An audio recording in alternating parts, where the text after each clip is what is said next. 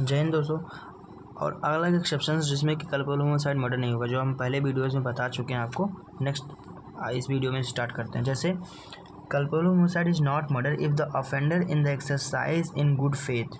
अगर वो कोई पर्सन गुड फेथ में कोई एक्ट करता है जिसकी वजह से कल्पेबल होमोसाइड हो जाता है या किसी के डेथ कॉज हो जाता है, उस कंडीशन में वहाँ पे वो कल्पेबल होमोसाइड मर्डर की कंडीशन में नहीं आएगा, क्योंकि उसका पहले से इंटेंशन वहाँ पे नहीं रहेगा। थर्ड एक्सेप्शन है culpable homicide is not murder if the offender being a public servant.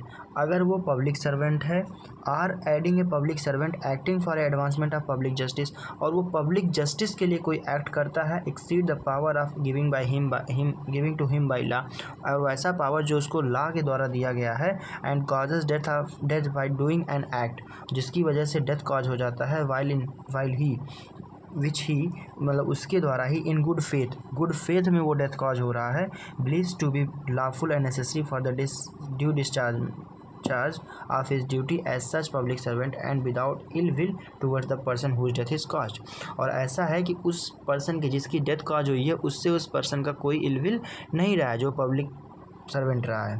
और इस कंडीशन में अगर वो कुछ पब्लिक जस्टिस के लिए ऐसा एक्ट करता है जिसकी वजह से किसी की डेथ कॉज होती है, तो उस कंडीशन में वो कल्पेबल होमोसाइड मर्डर की कैटेगरी में नहीं आएगा।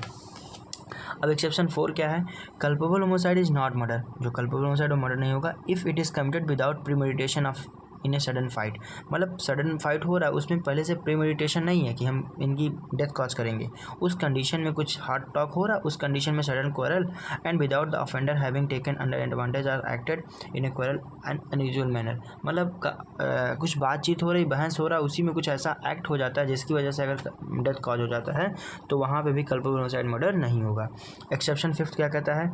Culpable homicide is not murder when the person whose death is caused being above the age of 18 years suffers death और takes a risk of death with his own consent. अगर वो अपनी खुद की कंसेंट से ही डेथ ले रहा है, उस कंडीशन में कल्पेबल होमोसाइड मर्डर की कैटेगरी में नहीं आएगा और वो 18 years of the age plus है। तो अब हमारा सेक्शन 301 क्या कहता है?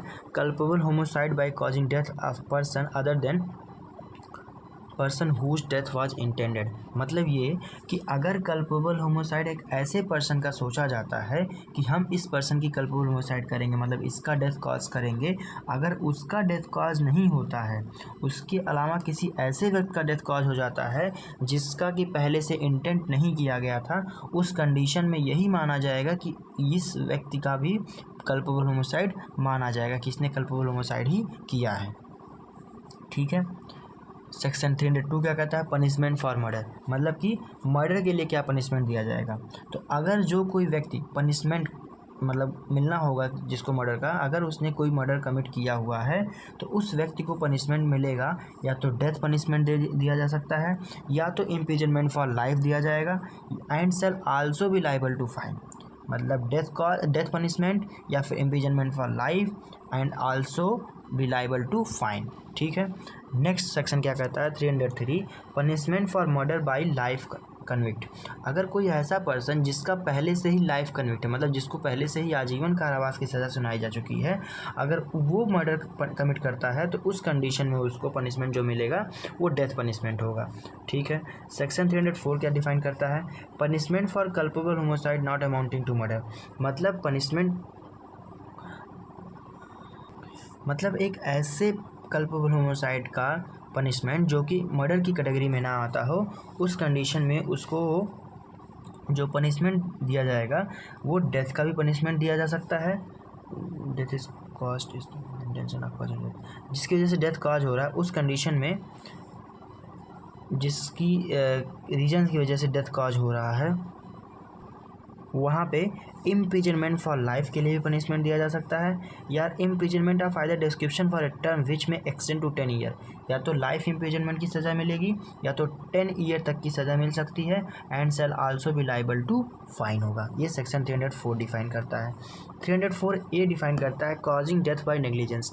अगर कोई एक ऐसा एक्ट नेग्लिजेंस की वजह से किसी की डेथ कॉज हो जाती है, उस कंडीशन में जो पनिशमेंट मिलेगा वो एक्सटेंड टू 2 ईयर्स, मतलब वो जो पनिशमेंट होगा 2 साल तक की सज़ा हो सकती है, आर विथ फाइन, या तो फाइन हो सकता है, आर विथ बोथ, या दोनों हो सकता है।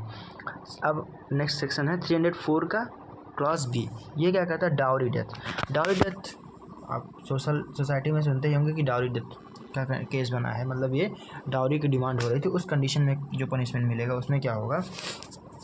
डाउरी डेथ क्या होता है, अगर किसी वुमेन की डेथ की जाती है या डेथ होती है with in the marriage of 7 year, मतलब शादी के 7 साल के अंदर, इस कंडीशन में कि या तो उसको जला के मार दिया गया हो या कुछ ऐसी बॉडली इंजरी हुआ हो जिसकी वजह से उसका डेथ कॉज हो गया हो, और जो कि वो सर्कमस्टेंसेज रहा हो नॉर्मल सर्कमस्टेंसेज की कंडीशन में विथ जो कि 7 ईयर्स ऑफ मैरिज रहा हो, उस कंडीशन में ये माना जाएगा। और यहाँ पे ये माना गया हो कि डेथ किया गया हो, मतलब क्रुएल्टी किया गया हो या डाउरी का डिमांड किया जा रहा हो उसकी फैमिली, हस्बैंड या उसकी रिलेटिव की फैमिली रिलेटिव से, तो वहाँ ये माना जाएगा कि ये डाउरी डेथ का कंडीशन में आएगा।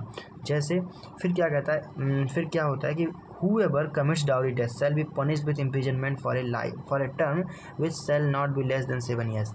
जो डाउरी डेथ की कैटेगरी में आएंगे जो पर्सन्स, चाहे वो हस्बैंड हो या उसकी फैमिली मेम्बर्स हों, वो 7 ईयर के नॉट लेस देन 7 ईयर, मतलब उनको जो पनिशमेंट मिलेगा वो 7 साल से कम नहीं होगा, और वो पनिशमेंट हो सकता है कि लाइफ इम्प्रिजनमेंट तक भी हो जाए।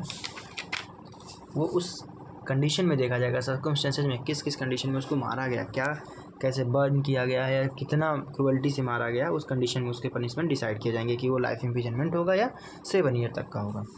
अब सेक्शन 305 कहता है abetment of suicide of child if or insane person, मतलब हम किसी ऐसे बच्चे के अगर सुसाइड के लिए अबेटमेंट करते हैं। अबेटमेंट मतलब होता है उकसाना, मतलब उसको ऐसा मोटिवेट कर देना, उसको ऐसा मतलब उत्तेजित कर देना कि उस एक्ट को वो कर दे, मतलब उसको अबेट करना। अबेटमेंट भी अपना एक सेक्शन है जो आपका जनरल एक्सेप्शन वाले में आता है। तो अबेटमेंट करता है कि अगर हम किसी एक चाइल्ड को जिसका एज जो है, अगर वो मेल है तो उसका age 16 year of under the 16 year of age हो, और अगर वो फीमेल है तो उसका एज जो हो वो under the age of the 18 हो। अगर ऐसे बच्चे को या फिर किसी इंसेन पर्सन को या अनसाउंड माइंड के पर्सन को अगर हम अवेट करते हैं सुसाइड के लिए, तो उस कंडीशन में जो पनिशमेंट मिलेगा उस पर्सन को इम्प्रिजनमेंट फॉर लाइफ होगा। अगर वो जो पर्सन अवेट कर रहा है वो जिसको अवेट कर रहा है वो बच्चा अगर बच्चा है, मतलब 16 साल से कम का है, अगर मेल है, और फीमेल है तो वो अगर 18 ईयर्स से कम है, तो उस कंडीशन में माना जाएगा कि वो अगर उसको अवेट कर रहा है तो उसके कंडीशन में उसको लाइफ इम्प्रिजनमेंट मिलेगा, और या फिर imprisonment for a term which में एक्सटेंडिंग टू 10 ईयर्स, या तो 10 साल तक की सज़ा मिलेगी, and shall also be liable to fine, और फाइन के लिए भी उसको पनिशबल माना जाएगा। सेक्शन 306 डिफाइन करता है अबेटमेंट ऑफ सुसाइड। अगर किसी को सुसाइड करने के लिए, मतलब वहाँ पे सुसाइड के लिए कोई एज नहीं, मतलब वो 18+ के लिए माना जा रहा है, तो वहाँ पे अगर किसी को अबेटमेंट किया जा रहा है सुसाइड के लिए, तो वहाँ पे जो पनिशमेंट मिलेगा वो 10 ईयर्स तक की पनिशमेंट मिलेगी, and also liable to fine, fine के लिए भी वो पनिशबल होगा। अब सेक्शन 307 मर्डर के लिए है। क्या कहता है, अटेम्प्ट टू मर्डर।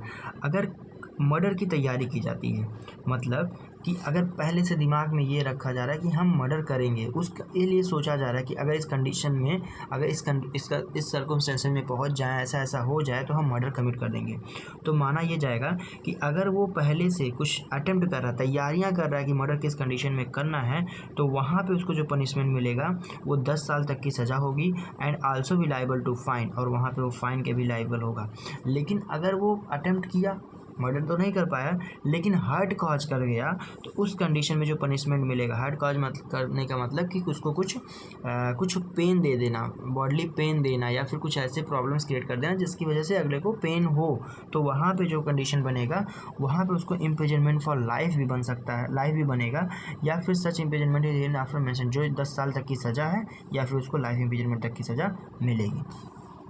अगर जो अटेम्प्ट किया जा रहा है, अभी हमने पढ़ा ना मर्डर बाई लाइफ कन्विक्ट, मतलब कि जो मर्डर किया जा रहा है वो लाइफ कन्विक्ट के द्वारा किया जा रहा है, तो ऐसे यहाँ पे एक कंडीशन बन रहा है, अगर अटेम्प्ट्स किया जा रहा है लाइफ कन्विक्ट के द्वारा, कि जो पहले से लाइफ कन्विक्ट है, जिसको पहले से आजीवन कारावास की सज़ा मिली हुई है, अगर वो अटेम्प्ट कर रहा है मर्डर का, तो उसकी कंडीशन में जो पनिशमेंट मिलेगा वो डेथ पनिशमेंट होगा। ठीक है।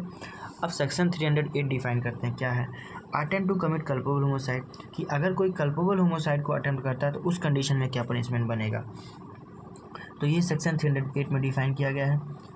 अगर कोई कल्पेबल होमिसाइड तुमने पहले डिफाइन कर दिया। अब अटेम्प्ट के लिए हम पनिशमेंट बता देते हैं आपको कि क्या है।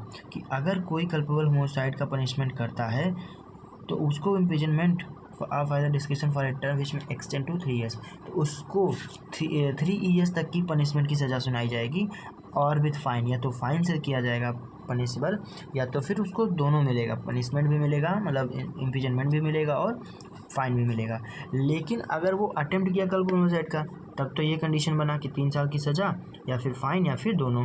लेकिन अगर उसने हर्ट कॉज कर दिया, मतलब अटेम्प्ट तो किया कल्पेबल होमिसाइड मतलब मर्डर कर कल्पेबल होमिसाइड करने का, लेकिन उस व्यक्ति की डेथ कॉज नहीं हुई लेकिन हर्ट कॉज हो गया, उस कंडीशन में जो पनिशमेंट बनेगा वो पनिशमेंट हो जाएगा आपका 7 ईयर का, 7 साल तक की सज़ा होगी, या फिर फाइन होगा या फिर दोनों हो जाएगा। अब लास्ट एक है अटेम्प्ट टू कमिट सुसाइड, जो सेक्शन 309 में डिफाइन किया गया है। अगर कोई अटेम्प्ट करता है सुसाइड के लिए, whoever attempts to commit suicide and does any act towards the commission of such offense, और ऐसा कुछ ऑफेंस कर देता है, कमीशन कर देता है, shall be punishable with simple imprisonment, उसको सिंपल इम्प्रिजनमेंट की सज़ा दी जाएगी जिसका टर्म होगा 1 ईयर तक की सज़ा होगी, आर विथ फाइन होगा, आर विथ बोथ होगा। जय हिंद दोस्तों।